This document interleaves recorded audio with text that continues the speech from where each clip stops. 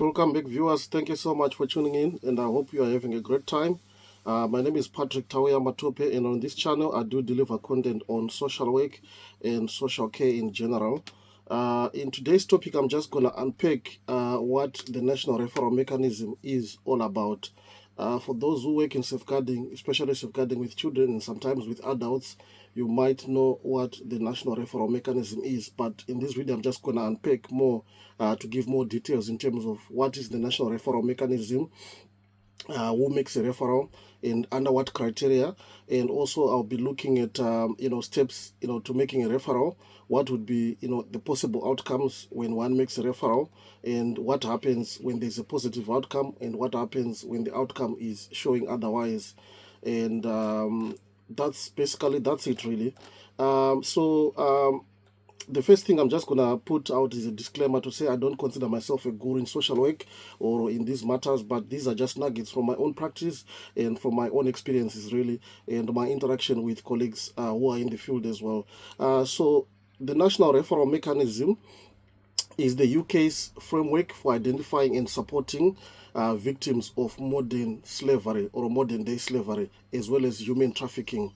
What does it do? It helps to ensure that these victims are provided with appropriate support at the appropriate time, and as well as protection. Enabling law enforcement agencies to investigate and prosecute the offenders as well. So that's in short what the National Referral Mechanism is all about. So it was introduced in 2009 as part of the UK's obligations under the Council of Europe Convention on Action Against Trafficking in Human Beings or Trafficking of Persons. That was back in 2009, really. But it kind of took effect possibly the following year in 2010. That's when most people started to be fully aware of what the National Referral Mechanism is basically. So it is designed to identify victims of the following issues that I'm going to be talking about. Identify victims of human trafficking, that's 1. Forced labor, that's 2. Domestic servitude, that's 3. Sexual exploitation, that's 4. Criminal exploitation, that's 5. And organ harvesting, that's number 6. So if you remember the current issue which is going on with the UN judge who was arrested in Oxford, I'm sure should have been charged, or more likely should have been charged under the same issues around human trafficking or modern day slavery or forced labor basically. So the next question, like I said earlier on, is who makes a referral and under what criteria? A referral to the National Referral Mechanism can only be made by a designated first responder organization. What do I mean by first responder organization? These include the police, the local authorities. When I mean the local authorities, I'm talking about children's services, anybody working in children's services, including those local authorities that have delegated their role to the children trusts. And I mean all social workers, basically, they are able to make a referral to National Referral Mechanisms. Colleagues from the Home Office, including border force agents and immigration enforcement officers, national crime agents. I mentioned about the police already, UK visas and immigration officers, government employees, modern day slavery victim care contract providers like the Salvation Army and maybe Banados and other agencies who are out there obviously working within the field of modern day slavery care contract. We are talking also of non-government organizations. I mentioned about Banados. There are others like Unseen. They're able to make a referral to the National Referral Mechanisms. What is the criteria for making the referral to National Referral Mechanism? A person should be referred if there are reasonable grounds to believe that they are a potential victim of modern day slavery, human trafficking. And the criteria is loosely based on following the following indicators that I'm going to be talking about. First, we are talking of a situation where a person is controlled over their movements or their work. A person is working under threats or use of force, or there is psychological manipulation, intimidation, or coercion, and there is withholding of identity documents. Like obviously the example of the case which I gave earlier on of the UN judge Miss Mugambi was arrested in Oxford. There is also debt bondage, So the idea of debt bondage, it can touch a little bit on issues to do with people who are coming on COS where they've been told you owe me so much and so forth and so forth. As long as you've got evidence about it, it's something that you need to be reporting to the police, and obviously the police will need to investigate about that. We are talking also about exploitation for criminal purposes. We are talking about county lines, drug trafficking, where older people use younger persons to be trafficking drugs across the country, or transporting drugs across the country for selling and all that. We are talking also of sexual exploitation or forced marriages, labor exploitation with poor working or living conditions. So that's the criteria which meets a threshold to make a referral to the National Referral Mechanisms. It doesn't matter whether it's an adult or it's a child under 18, but obviously I'm talking about this video based on children that are working with who are under 18. But also remember, National Referral Mechanism, a referral can also be made for an adult or for a person who is above the age of 18. So what are the steps to making a referral to the National Referral Mechanism? There is what we call, obviously, identification of the issues and the initial assessment that needs to be done to determine whether that criteria is actually met. So the first responders, the people that I spoke about earlier on, those people in those organizations should gather enough information to establish reasonable grounds to believe that the person is or may be a victim of human trafficking or modern day slavery. So you complete the National Referral Mechanism form, which is available on the Home Office website, .gov website. If you type National Referral Mechanism, the form will come up, and then you'll be able to complete that form. You need to ensure that the person understands the process and give them the option to consent to the referral, especially if it is an adult. For children, you don't need consent. We'll talk about that later on. But for children who are below 18, you don't need their consent to make a referral to the National Referral Mechanism. That's one other thing that, as a professional, you don't need their consent to make that referral. Bear that in mind. We'll talk about it later. For children, obviously, like I said, consent is not required. They are automatically referred if indicators of trafficking or exploitation are present. Once you have had your strategy meeting, or once you have had a situation where you think that there is potential, trafficking issues going on, or there are potential exploitation issues going on for a particular child, you need to be making that referral and leave it to the single competent authority to determine whether there is any actions or there is any grounds to be for them to be admissible there. So in terms of submitting the referral, you submit your referral through the online portal or by email to the UK Single Competent Authority. They call it SCA. That's the abbreviation for the UK Single Competent Authority. That's the agents that deals with all these referrals. They are the central place which deals with all of them. They call it a competent authority because they are able the same powers like which have been designated by this legal framework, basically. But I think the best thing is to do your referral on the online portal. It doesn't take you more than 30 minutes to do that referral. It's just a few minutes, boom, you are done, send it over, that's it. You need to be providing factual and objective evidence and avoid speculation.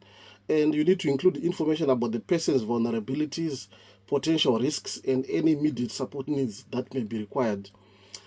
And in situations where reasonable grounds decision it needs to be made, you need to bear in mind that it needs to be made within 5 working days. So you will receive a response from them, which will tell you exactly what's going to be happening next, giving you all the steps that needs to be followed really.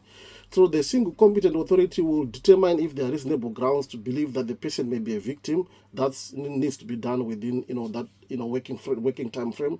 If the decision is positive, the person is entitled to 45 days of support, and this can be extended if needed. Obviously, you just need to communicate, if this needs to be extended through what we call the MSVCC. I spoke about the MSVCC earlier on when I spoke about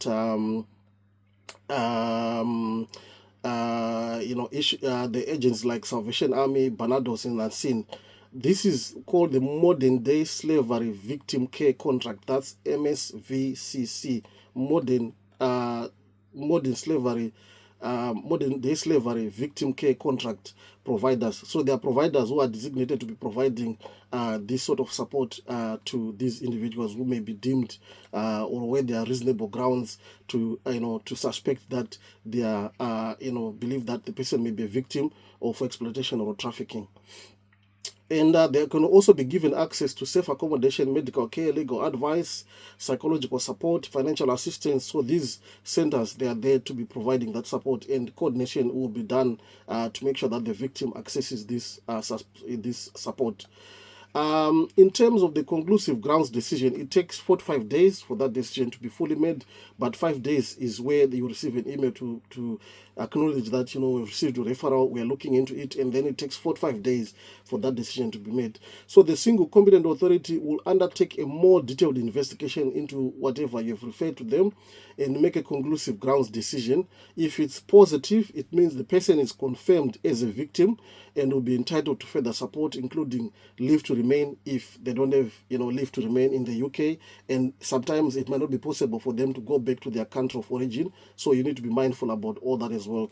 And if the outcome is negative, there is negative grounds decision made, it means that the person is not considered a victim of modern day slavery and support may end at that particular time. But however, this doesn't necessarily mean that the support that the local authority is offering needs to be withdrawn, but they are basically meaning as a single competent authority, the support to that particular individual is actually stopped at that particular point, or other immigration issues that may need to be applicable, or other legal issues or other police investigation may still continue at that particular point.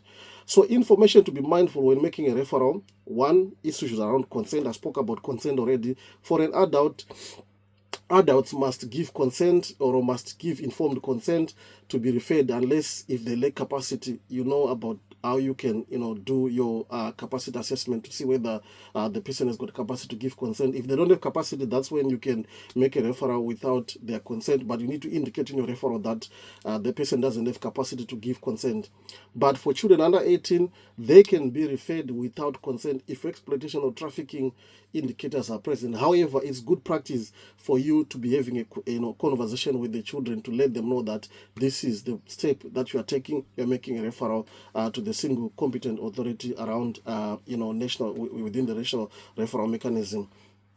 Issues around confidentiality, you need to be clear with the individual about how their information will be used, and do not share sensitive information without the individual's consent, especially for an adult, unless safeguarding consents do apply. Obviously, if safeguarding consents do apply, we need to follow the normal procedures, because it doesn't necessarily mean that when you do a national referral mechanism, it's a safeguarding action that you've taken and nothing else needs to be done.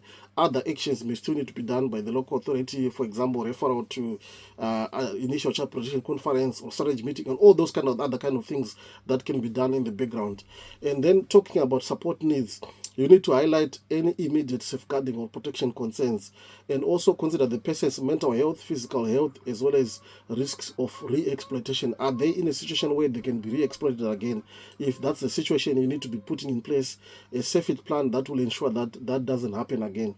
You need to be culturally sensitive when it comes to making this referral. You need to be aware of language barriers. You make use of an interpreter where you are required to make use of an interpreter, where one is needed. Be mindful of the trauma responses and avoid re-traumatizing this person when making a referral. The possible outcomes after the referral, I spoke about positive conclusive grounds decision already, where I'm saying the person is considered or recognized or considered to be a victim of modern day slavery. They may receive continued support under the MSVCC, which I spoke about earlier on, modern day slavery victim care centers. They can also apply for leave to remain within the Home Office and get their application approved through conclusive grounds decision that would have been made. And this is especially where there are barriers about them returning to their country of origin, especially knowing that if they are sent back to their country, they may be at further risk really. They can also be supported with safe return to their home country with the voluntary repatriation scheme, which the Home Office manages and runs.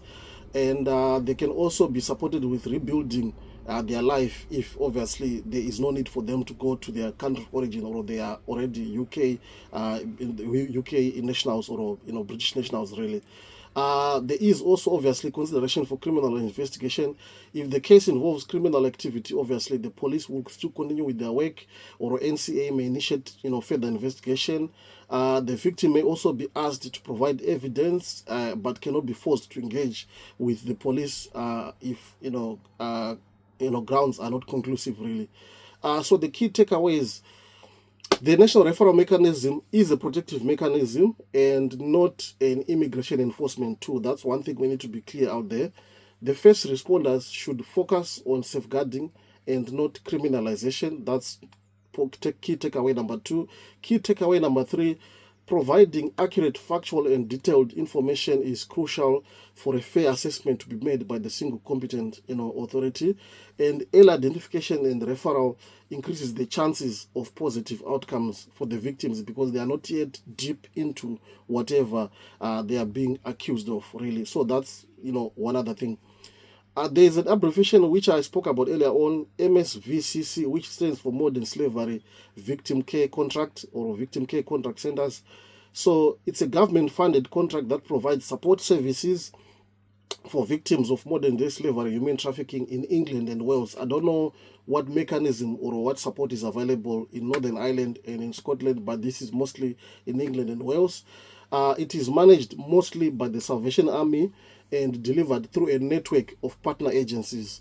So that's the modern day slavery victim care contract centers, which are run by the Salvation Army. There are also a network of other partner agencies that do also offer support within this framework, really.